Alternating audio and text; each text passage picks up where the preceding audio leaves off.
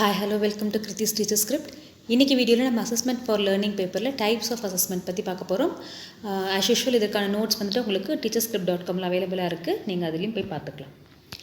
Types of assessment. Different forms of assessment methods are involved in evaluating various aspects of student learning such as development of cognitive abilities, physical and social skills, attitudes and values. இது ஒன்றும் அசஸ்மெண்ட்டுக்கு ஒரு introduction மாதிரி நம்ம வந்து different forms of assessment வந்து use பண்ணுவோம் இல்லையா? எதுக்காக யூஸ் பண்ணுவோம்? சில்ட்ரனோட cognitive ability, physical abilities, social skills, attitudes, values இது எல்லாத்தையுமே நம்ம அசஸ் பண்ணுறதுக்கு variety of forms, various forms of evaluation techniques ஒரு அசஸ்மெண்ட் வந்துட்டு நம்ம யூஸ் பண்ணுவோம். இங்கே வந்துட்டு ஒரு மெயினாக 4 அசஸ்மெண்ட் பற்றி தான் நம்ம பார்க்க போகிறோம். அது என்ன அப்படின்னு பார்த்தோம்னா practice based assessment, evidence based assessment, performance based assessment and examination based assessment. இந்த 4 அசஸ்மெண்ட் பற்றி தான் இந்த வீடியோவில் நம்ம டீட்டெயிலாக பார்க்க போகிறோம். வீடியோக்குள்ளே போகிறதுக்கு முன்னாடி நம்ம டேரெக்டாக தியரி பார்ட் போய் பார்த்தோம் அப்படின்னா உங்களுக்கு கொஞ்சம் புரியறதுக்கு கஷ்டமாக இருக்கலாம், இல்லை டக்குன்னு உங்களுக்கு அந்த கான்செப்ட்ஸ் வந்துட்டு கொஞ்சம் டிஃபிகல்ட்டாக இருக்கிற மாதிரி ஃபீல் ஆகலாம். ஸோ ஃபஸ்ட்டு ஒரு பேசிக் அவுட்லைனாக இந்த 4 அசஸ்மெண்ட் என்னங்கிறத நான் ஓரளவு சொல்லிடுறேன். அதுக்கப்புறம் நம்ம போய் தியரி பார்ட் படிக்கும்போது உங்களுக்கு கோரிலேட் பண்ணி புரிஞ்சுக்கிறது ஈஸியாக இருக்கும். ஸோ ப்ராக்டிஸ் பேஸ்ட் அசஸ்மெண்ட் அப்படிங்கிறது என்னென்னா, இந்த 4மே பார்த்திங்கன்னா உங்களுக்கு நேம்லேயே இருக்கு இல்லையா? எல்லாமே அசஸ்மெண்ட் ஃபார்ம்ஸ் தான். ஒரு ஸ்டூடெண்ட்டை வந்து நம்ம எப்படி மதிப்பீடு செய்ய போகிறோம், அவங்களுடைய ஒர்க்கை வந்து நம்ம எப்படி அசஸ் பண்ண போகிறோம், எவால்வேட் பண்ண போகிறோம், அதற்கான ஒரு அந்த பேப்பர் தான் இப்போ படிச்சுட்ருக்கோம் இல்லையா? ஸோ இது எல்லாமே அசஸ்மெண்ட் ஃபார்ம்ஸ் தான். நேமில் இருக்கிற மாதிரி ப்ராக்டிஸ் பேஸ்டு அசஸ்மெண்ட்.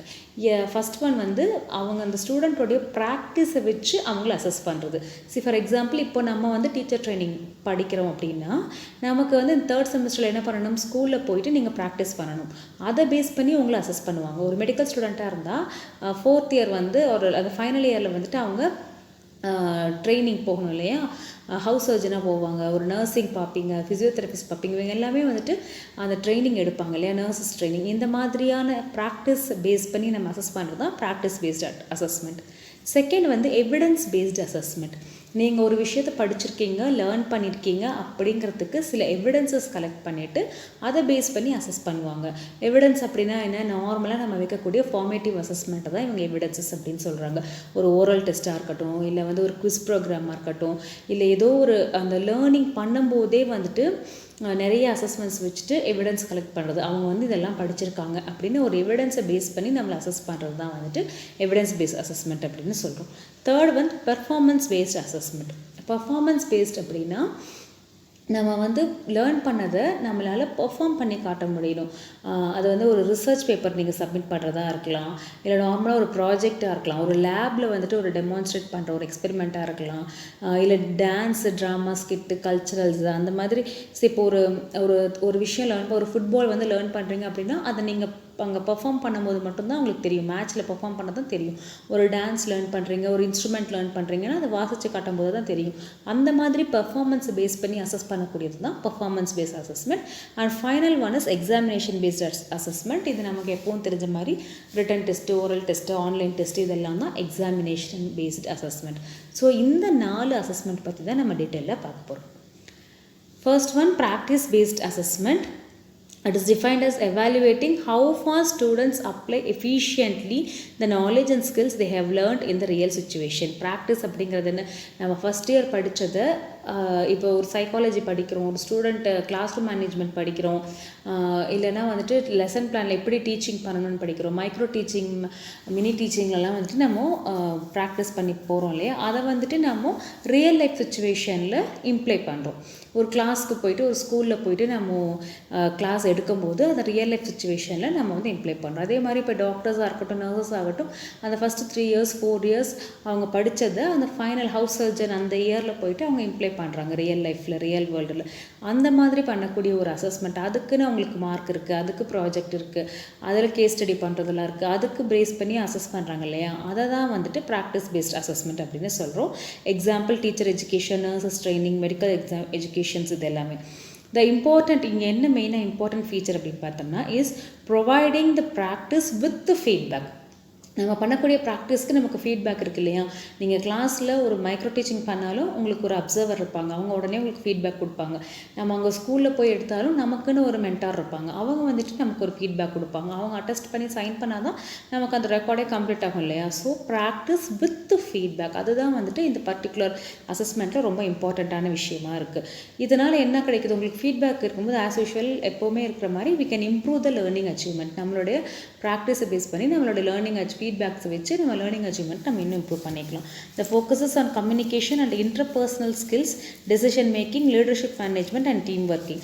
ஸோ இந்த ப்ராக்டிஸ் நம்ம நிறைய என்ஹான்ஸ்டாக பண்ணும்போது என்ன ஆகும், நமக்கு இதை வந்து மெயினாக எதை பேஸ் பண்ணியிருக்கு இல்லை எதை ஃபோக்கஸ் பண்ணது பார்த்தோம்னா கம்யூனிகேஷன். நம்ம பேசக்கூடிய திறன். ஒரு 10 பேர் இருக்கும்போது, ஒரு கிளாஸ் ரூமில் இருக்கும்போது, இல்லை ஒரு மீட்டிங்கில் இருக்கும்போது நம்மளால் எப்படி பேச முடியும் அப்படிங்கிற அந்த மாதிரி. இன்டர்பர்சனல் ஸ்கில்ஸ், நமக்கு self development, personality developments develop பண்ணணும். Decision making, leadership management, team working, இது எல்லாத்தையுமே வந்துட்டு டெவலப் பண்ணக்கூடிய வகையில் தான் இந்த அசஸ்மெண்ட் பேஸ் பண்ணியிருக்கு அப்படின்னு சொல்கிறோம். In classroom environment, undertaking practice-based assessments follows a cycle. See, for example, இப்போ இந்த பர்டிகுலர் ப்ராக்டிஸ்-பேஸ்ட் என்வரான்மெண்ட்டுக்கு வந்துட்டு ஒரு சைக்கிள் வந்து ஃபாலோ பண்ணுது. அது என்ன மாதிரி, நம்ம ஆல்ரெடி சொல்லிட்டோம், ஃபீட்பேக் தான் இதில் மெயின் அப்படின்னு சொல்லிட்டோம். ப்ராக்டிஸ் பண்ணணும், அந்த ப்ராக்டிஸ்க்கான ஃபீட்பேக். ஸோ ஆஃப்டர் டீச்சிங், ஒரு கான்செப்ட் டீச் பண்ணதுக்கு அப்புறம் கண்டக்டிங் அச்சீவ்மெண்ட் டெஸ்ட். ஓகேவா. சி ஃபார் எக்ஸாம்பிள், இப்போ டீச்சிங்க்கு நமக்கு வந்துட்டு எப்படி டீச் பண்ணணும், என்ன பண்ணணும், எப்படி வந்துட்டு நம்ம கிளாஸ் எடுக்கணும், அந்த மாதிரி ஒரு கிளாஸ் ரூம் மேனேஜ்மெண்ட் நமக்கு டீச் பண்ணிட்டாங்க. அதை வந்து நம்ம செக் பண்ணுறதுக்காக ஒரு அச்சீவ்மெண்ட் டெஸ்ட் மாதிரி ஒரு 10 பேருக்கு முன்னாடி கிளாஸ் எடுங்க அப்படின்னு சொல்கிறாங்க. இல்லை ஒரு ஸ்டூடெண்ட் எப்படி ஹேண்டில் பண்ணணும், இல்லை ஒரு சைக்காலஜி ஏதோ ஒரு கான்செப்ட் டீச் பண்ணிவிட்டு அதற்காக ஒரு அச்சீவ்மெண்ட் டெஸ்ட் வைக்கிறாங்க. அந்த டெஸ்ட்டில் நமக்கு ஒரு ஃபீட்பேக் கிடைக்குது, நம்ம நல்லா பண்ணியிருக்கோம், பண்ணலை, இதில் இம்ப்ரூவ் பண்ணணும், அந்த மாதிரியான ஃபீட்பேக் கிடைக்குது. அந்த ஃபீட்பேக்ஸ் வச்சு நம்மளோட லேர்னிங்கை நம்ம இன்னும் இம்ப்ரூவ் பண்ணணும். அகெயின் நம்ம எப்படி இம்ப்ரூவ் பண்ணியிருக்கோம் அப்படின்னு பார்க்குறதுக்காக இன்னொரு அச்சீவ்மெண்ட் டெஸ்ட்டு, திருப்பி அதுக்கு ஒரு ஃபீட்பேக்கு, திருப்பி அதுக்கு ஒரு இம்ப்ரூவ்டு லேர்னிங், திருப்பி achievement test, feedback, improved learning, இதே சைக்கிளில் வந்துட்டு அதை ஃபாலோ பண்ணிட்டு இருக்கும் அப்படின்னு சொல்கிறாங்க. ஸோ இப்போ என்ன ஆகுது இந்த இடத்துல, இந்த testing again and providing feedback should run at least 3 times.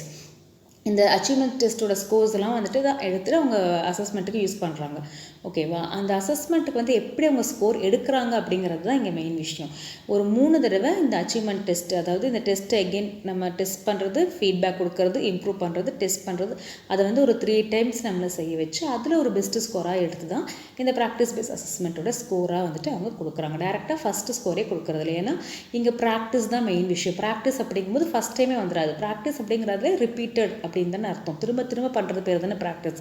So at least ஒரு 3 times நமக்கு அந்த டெஸ்ட் வச்சு ஃபீட்பேக் கொடுத்து லேர்னிங் இம்ப்ரூவ் பண்ணி அதில் பெஸ்ட்டு ஸ்கோராக வந்துட்டு இவங்க எடுத்து இங்கே அசஸ்மெண்ட்டுக்கு யூஸ் பண்ணிக்கிறாங்க. The apparent truth is any learner could be made to achieve his or her learning growth. So இந்த மெயினாக இதோடைய உண்மை நிலை என்ன, இதோட முக்கிய தன்மை என்ன அப்படின்னு பார்த்தோம்னா, எப்படியாப்பட்ட ஒரு லேர்னரும் அவங்களுடைய கோலை வந்துட்டு அச்சீவ் பண்ணிடுவாங்க அப்படிங்கிறது தான் இந்த ப்ராக்டிஸ் பேஸ்ட் அசஸ்மெண்ட்டோட ஒரு மெயின் கான்செப்ட். எப்படி அப்படின்னா, மோர் இன்டெலிஜென்ட் ஸ்டூடெண்ட், அதாவது ரொம்ப நல்ல இன்டெலிஜென்ட் ஸ்டூடெண்ட்டாக இருந்தால் அவங்களுக்கு லெஸ் ப்ராக்டிஸ் போதும், ஒன்ஸ் ஆர் ட்வைஸ் பண்ணும்போதே அவங்க வந்து முடிச்சிடுவாங்க. இல்லை லெஸ் இன்டெலிஜென்ட் ஸ்டூடெண்ட்டாக இருந்தால் அவங்களுக்கு மோர் அமௌண்ட் ஆஃப் ப்ராக்டிஸ் வேணும். But main thing is practice. எப்படியும் பண்ணிடலாம் இல்லையா. ஒருத்தருக்கு 2 தடவை, இன்னொருத்தருக்கு 4 தடவை, இன்னொருத்தருக்கு 8 தடவை, அவ்வளோதான். பட் ஃபைனலாக கோல் வந்து அச்சீவ் ஆகிடும். ஸோ எப்படியா இருந்தாலும் ப்ராக்டிஸ் பண்ணும்போது கோல் அச்சீவ் ஆகிடும் அப்படிங்கிறது தான் இந்த ப்ராக்டிஸ் பேஸ் அசஸ்மெண்ட்டோட ஒரு முக்கியமான கான்செப்டாக பார்க்குறோம். நெக்ஸ்ட்டு வந்து எவிடன்ஸ் பேஸ்ட் அசஸ்மெண்ட். நான் அது ஃபஸ்ட்டே சொன்னேன், எவிடன்ஸ் பேஸ்ட் அப்படிங்கும்போது நிறைய எவிடன்சஸ் கலெக்ட் பண்ணணும். நம்ம லேர்ன் பண்ணியிருக்கோம் அப்படிங்கிறதுக்கு சாட்சிகள், நிறைய எவிடன்சஸ் கலெக்ட் பண்ணிவிட்டு அந்த எவிடன்ஸை பேஸ் பண்ணி நமக்கு அசஸ்மெண்ட் மார்க்ஸ் கொடுக்குறாங்க. அதுதான் வந்துட்டு எவிடன்ஸ் பேஸ்ட் அசஸ்மெண்ட் அப்படின்னு சொல்கிறோம். Evaluating student achievement of expected learning outcome. நம்ம என்ன லேர்னிங் அவுட்கம் எக்ஸ்பெக்ட் பண்ணுறோமோ அதை எவாலுவேட் பண்ணுறாங்க. அந்த எக்ஸ்பெக்டட் லேர்னிங் அவுட்கம் வந்து வந்துருச்சா, கிடைச்சிருச்சான்னு பார்க்குறதுக்கு நிறைய எவிடன்சஸ் கலெக்ட் பண்ணுறாங்க. Oral test, quiz, practical works, shorts, இந்த மாதிரி நிறைய எவிடன்சஸ் கலெக்ட் பண்ணும்போது அதை பேஸ் பண்ணி நம்மளோட லேர்னிங் அவுட்கம் ப்ராப்பராக இருக்கா இல்லையான்னு அசஸ் பண்ண முடியுது. It involves determining the expected learning outcome of teaching of content area of a subject. ஒரு particular subject or particular topic ஒரு content இருக்குன்னா அதோட expected learning outcome என்னவா இருக்கணும் அப்படின்னு ஃபஸ்ட்டு டிட்டர்மைன் பண்ணிட்டாங்க. இதுதான் இந்த ஃபஸ்ட் லெசன் நீங்கள் படிக்கும்போது இதுதான் உங்களுடைய லேர்னிங் அவுட்கமாக இருக்கணும். நீங்கள் நம்மளுடைய சிலபஸில் நம்மளோட புக்லேயே பார்த்தீங்கன்னா ஃபஸ்ட்டு எக்ஸ்பெக்டட் லேர்னிங் அவுட்கம் கொடுத்துட்டு தான், after reading this lesson the people will know, இதெல்லாம் தெரியும், நம்ம லெசன் பிளான்லேயே அப்படி தானே எழுதுவோம். After learning this topic the people will be able to என்னெல்லாம் சொல்ல முடியும், அந்த லேர்னிங் அவுட்கம் என்னங்கிறத ஃபஸ்ட்டு டிட்டர்மைன் பண்ணிடுறாங்க. Then arranging the teaching learning process, அந்த லேர்னிங் அவுட்கம்மை எப்படி கொண்டு வரலாம் அப்படிங்கிறதுக்கு தகுந்த மாதிரி டீச்சிங் லேர்னிங் ப்ராசஸை டிசைன் பண்ணுறாங்க. Then gathering information or evidences for realization of the expected learning outcomes during teaching and assessing them. அதுக்கப்புறம் வந்துட்டு கேதரிங் எவிடன்சஸ், ஃபஸ்ட்டு என்ன எக்ஸ்பெக்டட் லேர்னிங் அவுட்கம் இருக்கணும்னு பார்த்தாச்சு, அதுக்கப்புறம் டீச்சிங் லேர்னிங் ப்ராசஸ் பார்த்தாச்சு, அதுக்கப்புறம் அதுக்கான எவிடன்சஸ், அந்த டீச்சிங் லேர்னிங் ப்ராசஸில் அவங்க என்ன கற்றுக்கிட்டாங்க அப்படிங்கிறதுக்கான எவிடன்சஸை கலெக்ட் பண்ணி அதை பேஸ் பண்ணி நம்மளை அசஸ் பண்ணுறது தான் வந்துட்டு இந்த எவிடன்ஸ் பேஸ்ட் அசஸ்மெண்ட் அப்படின்னு சொல்கிறோம். Based on the assessment of evidences the teacher can incorporate necessary changes in it. So இப்போ ஒரு குவிஸ் கண்டக்ட் பண்ணுறாங்க, இல்லை ஒரு ஓரல் டெஸ்ட் வைக்கிறாங்க, ஒரு சார்ட், ஒரு அசைன்மெண்ட் ஏதோ ஒன்று கொடுக்குறாங்கங்கும் போது அதை பேஸ் பண்ணி நம்மளை அசஸ் பண்ண முடியுமா? அந்த அசஸ்மெண்ட்டை வச்சு ஒரு டீச்சரால் அவங்க எவ்வளோ லேர்ன் பண்ணியிருக்காங்கன்னு தெரிஞ்சுக்க முடியுமா? அந்த பேசிஸை வச்சுட்டு அவங்க என்னென்ன நெசசரி சேஞ்சஸ் பண்ணணும். நல்லா படிச்சிருக்காங்க அப்படின்னா நெக்ஸ்ட் லெசனுக்கு போயிடுவாங்க, இல்லை அப்படின்னா திரும்பவும் ரெமிடியல் டீச்சிங் கொடுப்பாங்க, இல்லை வேறு ஏதாவது மெத்தடாலஜி இன்கார்பரேட் பண்ணுவாங்க. ஸோ என்ன நெசசரி சேஞ்சஸ் வேணுமோ அதை வந்து அந்த அசஸ்மெண்ட்டை பேஸ் பண்ணி அந்த டீச்சரால் எடுக்க முடியும் அப்படின்னு சொல்கிறாங்க. Gathering formative evidences can be made through different ways. நம்ம ஆல்ரெடி சொன்ன மாதிரி ஃபார்மேட்டிவ் எவிடன்சஸ் வந்து எப்படியெல்லாம் கலெக்ட் பண்ணலாம்? Interaction with students, observing how students do the task, activities like participation in class discussion, oral test, quiz, practicals work, chart, diagram, model, projects, இந்த மாதிரி நிறைய விஷயங்கள் மூலியமாக எவிடன்ஸ் கலெக்ட் பண்ணலாம். அவங்க என்ன லேர்ன் பண்ணியிருக்காங்க அப்படிங்கிறதுக்கு எவிடன்ஸஸ் கலெக்ட் பண்ணலாம். So briefly stating, evidence-based assessment is not assessing students' learning achievement at the end of the teaching learning. Summative assessment கிடையாது, at the endல கொண்டு போய் டீச் பண்ணுறது கிடையாது. But it involves assessing the student learning during the period of instruction. நடத்தும் போதே, instruction பண்ணும்போதே, teaching பண்ணும்போதே அவங்களை அசஸ் பண்ணுறாங்க இல்லையா, அதை தான் வந்துட்டு எவிடன்ஸ் பேஸ்டு லேர்னிங் சொல்கிறோம். சிம்பிளாக சொல்லணும்னா நம்மளுடைய ஃபார்மேட்டிவ் அசஸ்மெண்ட் தான் வந்துட்டு எவிடன்ஸ் பேஸ்டு லேர்னிங் அப்படின்னு சொல்லலாம். The learning evidences created by the student in an academic year may turn to be his or her learning portfolio. நம்ம இதுக்கு முன்னாடி வீடியோலேயே வந்துட்டு டிஃப்ரெண்ட் எவால்வேட்டிங் டெக்னிக்ஸில் நம்ம போர்ட்ஃபோலியோ பார்த்தோம் இல்லையா. போர்ட்ஃபோலியோங்கிறது அவங்க என்னென்ன ஒர்க்லாம் பண்ணியிருக்காங்களோ அதெல்லாம் ரெக்கார்ட் பண்ணுறது, கலெக்ட் பண்ணுறது அப்படின்னு சொன்னோம். ஸோ இந்த ஃபார்மேட்டிவ் அசஸ்மெண்ட் மூலிமா ஆர் இந்த எவிடன்ஸ் பேஸ்ட் அசஸ்மெண்ட் மூலிமா நம்ம நிறைய எவிடன்சஸ் கலெக்ட் பண்ணுவோம் இல்லையா, அதெல்லாத்தையும் வந்துட்டு அவங்க போர்ட்ஃபோலியோவில் நம்ம ஃபைனலாக ஆட் பண்ணிக்கலாம் அப்படின்னு சொல்கிறோம். The following table illustrates the method of gathering and assessing direct and indirect evidences of student learning. டைரெக்டாக எப்படி எவிடன்ஸ் கலெக்ட் பண்ணலாம், ஆர் இன்டைரக்ட் மெத்தடில் என்ன மாதிரியான எவிடன்ஸ் கலெக்ட் பண்ணலாம் அப்படின்னு பார்த்தீங்கன்னா, டைரெக்டாங்கிறது நம்ம ஆல்ரெடி சொன்ன மாதிரி oral test, quiz, projects, field studies, அவங்களோட அப்சர்வேஷன், அவங்க எப்படி பார்ட்டிசிபேட் பண்ணுறாங்க, எப்படி பிஹேவ் பண்ணுறாங்க, கிளாஸ் ரூமில் எப்படி நடந்துக்கிறாங்க, இந்த மாதிரி observations or references test, learning achievement, gradings, நம்ம கொடுக்குற கிரேட்ஸ், மார்க்ஸ் இதெல்லாம் வச்சு டைரெக்டாக அவங்களோட எவிடன்சஸ் கலெக்ட் பண்ணலாம் அந்த அசஸ்மெண்ட்டுக்கு. இன்டைரக்டாக எப்படி கலெக்ட் பண்ணலாம் அப்படின்னு பார்த்தோம்னா, அவங்க group discussion, assessing the student participation in group discussion. Oral டெஸ்ட்லேயோ குவிஸ்லேயோ ஒரு இதுலேயோ டேரெக்டாக இண்டிவிஜுவல் பேசுகிறதுக்கும் குரூப் டிஸ்கஷன், அந்த டீம் ஒர்க்கில் சோஷியல் ஸ்கில் அசஸ் பண்ணுறதுக்கும் டிஃப்ரென்ஸ் இருக்குது. ஸோ அந்த குரூப் டிஸ்கஷனில், இல்லை பிரெயின் ஸ்டார்மிங் செஷன்ஸில், லேப் ஒர்க்ஸில், ஃபீல்டு இன்வெஸ்டிகேஷனில் and observing their involvement in co curricular ஆக்டிவிட்டீஸில் எப்படி இன்வால்வ் ஆகுறாங்க, and by comparing each student's learning achievement, assessing the student portfolio, or already அவங்க இப்போது போர்ட்ஃபோலியோ இருக்கும் இல்லையா, இப்போ லாஸ்ட் இயரோட போர்ட்ஃபோலியோஸ் எவிடன்சஸ்லாம் இருக்கும் இல்லையா, அதை பேஸ் பண்ணி இவங்களுடைய அச்சீவ்மெண்ட் எப்படி இருக்கும், இவங்களோட அசஸ்மெண்ட் எப்படி இருக்குங்கிறத நம்ம அசஸ் பண்ணுறது. ஸோ இதெல்லாம் வந்துட்டு indirect method of collecting the evidences. So இதை பேஸ் பண்ணி நம்ம நிறைய எவிடன்சஸ் கலெக்ட் பண்ணிவிட்டு அதில் இருந்து நம்ம அசஸ் பண்ணுறது தான் வந்துட்டு நம்ம எவிடன்ஸ் பேஸ்ட் அசஸ்மெண்ட் அப்படின்னு சொல்கிறோம். So third type is performance based assessment. இது நம்ம நேமில் இருக்கிற மாதிரி ஒரு விஷயத்தை பெர்ஃபார்ம் பண்ணி காட்டுறது மூலயமா நம்ம அசஸ் பண்ணுறது. Performance assessment is a dynamic process calling for student to be an active participant. ஒரு பர்ஃபார்மன்ஸ்னு வந்தாலே ஸ்டூடெண்ட் வந்து அங்கே ஆக்டிவ் பார்ட்டிசிபெண்ட்டாக இருக்கணும். Who are learning while they are being assessed. அவங்கள அசஸ்மெண்ட் பண்ணும்போதே அவங்க வந்துட்டு லேர்ன் பண்ணிகிட்டே இருக்காங்க. லேர்னிங் பை டூயிங் அப்படின்னு கூட நம்ம இதை சொல்லலாம். The purpose of assessment is to find out what each student it able to do with knowledge in context. அவங்களுக்கு தெரிஞ்ச நாலேஜ் வச்சுட்டு அவங்களால என்ன விஷயங்கள் எல்லாம் செய்ய முடியும் அப்படிங்கிறது தான் வந்துட்டு இந்த performance based assessments. For example உங்களுக்கு ஒரு ரிசர்ச் பேப்பர் ப்ரெசென்ட் பண்ணணும், இல்லை வந்துட்டு ஒரு அனாலிசிஸ் பண்ணணும், ஒரு ஒரு சிம்பிளாக ஒரு ஓப்பன் எண்டட் கொஷின்ஸ் கொடுக்குறாங்க, ஒரு கொஷின் கேட்குறாங்க அப்படின்னா அதுக்கு டிஃப்ரெண்ட் ஆன்சர்ஸ் வரும் இல்லையா ஒரு ஓப்பன் எண்டட் கொஷின்ஸ்க்கு. அதுவுமே வந்து பெர்ஃபார்மன்ஸ் தான். நமக்கு என்ன தெரியுங்கிறது நம்ம வந்து ஒரு 4 பேருக்கு முன்னாடி சொல்கிறது, அதுவும் ஒரு பெர்ஃபார்மன்ஸ் பேஸ்டு தான். So analysis of an essay, laboratory investigation, completing research paper, skit, role play. So நமக்கு தெரிஞ்ச நாலேஜை எந்தெந்த வகையாக நம்ம வந்து வெளிப்படுத்துகிறோமோ பெர்ஃபார்ம் பண்ணுறோமோ அதை பேஸ் பண்ணி அசஸ் பண்ணுறது எல்லாமே வந்துட்டு பெர்ஃபார்மன்ஸ் பேஸ்ட் அசஸ்மெண்ட் அப்படின்னு சொல்லலாம். It is defined as evaluating students' ability to apply the skills and knowledge learned from a unit of study to complete a given task. So, ஒரு particular யூனிட்டில் ஒரு particular topic ஒரு கண்டென்ட்டை படித்து அதுலேருந்து கிடைக்கக்கூடிய நாலேஜை அவங்க அந்த ஸ்கில்ஸ் எல்லாம் வந்துட்டு ஒரு டாஸ்க்கை கம்ப்ளீட் பண்ணுறதுக்காக அவங்க அப்ளை பண்ணுறாங்க இல்லையா, அதை தான் வந்துட்டு நம்ம பர்ஃபார்மன்ஸ் பேஸ்டு ஸ்டடி அப்படின்னு சொல்கிறோம். The task challenges students to use their higher order thinking skills. So அந்த டாஸ்க் மூலிமா அவங்களுடைய ஹையர் ஆர்டர் திங்கிங் ஸ்கில்ஸ் எல்லாமே டெவலப் பண்ணும். Creativity, innovation, uniqueness, analysis, problem solving, இந்த மாதிரி ஹையர் ஆர்டர் திங்கிங் ஸ்கில்ஸ் எல்லாமே வந்துட்டு டெவலப் பண்ணக்கூடிய வகையில் அந்த டாஸ்க் இருக்கும். ஸோ அந்த டாஸ்க்கை கம்ப்ளீட் பண்ணுறதுக்கு இவங்க இது எல்லாத்தையுமே யூஸ் பண்ணுறதா அதை பேஸ் பண்ணி நம்ம அசஸ் பண்ணுறதுனால தான் இது performance based test or assessment அப்படின்னு சொல்கிறோம். In performance based assessment task can range from simple to complex design. Simple டாஸ்க்காகவும் இருக்கலாம், நம்ம ஆல்ரெடி சொன்ன மாதிரி நார்மலாக ஒரு கிளாஸ் ரூமில் கேட்கக்கூடிய ஓப்பன் எண்டட் டாஸ்க்காகவும் இருக்கலாம், இல்லை நார்மலாகவே paper present research paper submit பண்ணுறது, ஜேர்னல்ஸ் பேப்பர் சப்மிட் பண்ணுற வகையில் அது ஒரு பெரிய டாஸ்க்காகவும் காம்ப்ளெக்ஸாகவும் இருக்கலாம். It depends on the grade and level.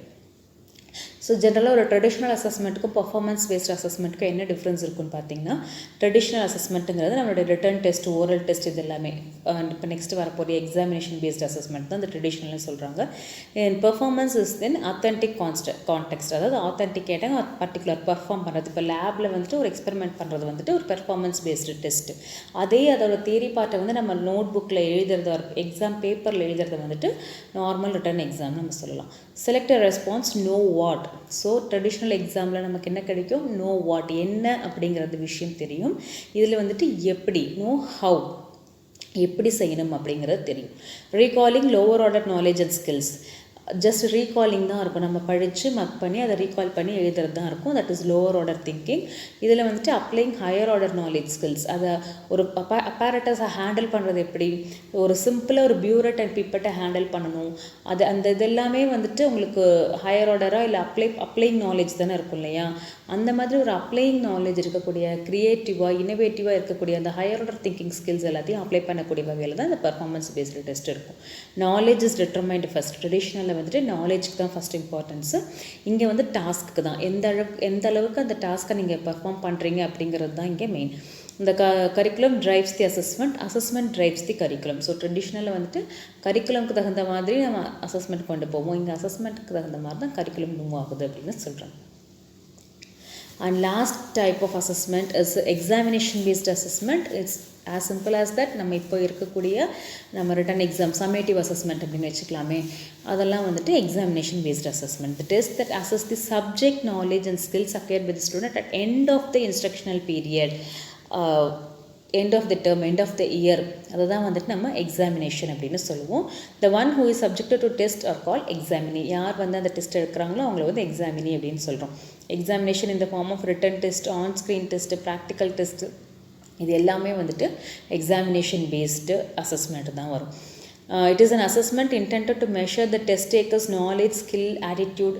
அவங்களோட நாலேஜ் எப்படி இருக்குது, அவங்களோட ஸ்கில் எப்படி இருக்குது, ஆட்டிடியூட் எப்படி இருக்குன்னு அந்த இயரோட எண்டில், டேர்மோட எண்டில் நம்ம மெஷர் பண்ணுறது எல்லாமே வந்துட்டு இந்த எக்ஸாமினேஷன் பேஸ்டு டெஸ்ட் தான்.